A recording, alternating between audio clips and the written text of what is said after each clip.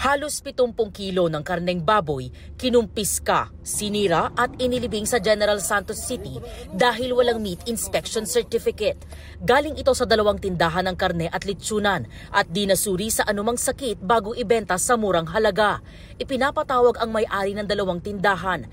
Paalala ng Office of the City Veterinarian maging mapanuri sa mga bibilhin para makaiwas sa sakit ngayong holiday season. Babae sa Marikina City, inaresto matapos ipakalat umano ang malalaswang larawan ng pinaghihinalaan niyang karelasyon ng mister. Inamin ng babae ang paratang, nasaktan daw siya kaya niya ito nagawa.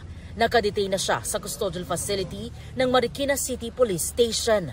EJ Gomez, nagbabalita para sa GMA Integrated News. Parang hindi na siya interesado. Kasi nga ano niya is makalabas para dun sa mga anak. Curious ako, kasi syempre nagsisend yung victim, yung babae. Before. Si husband ba?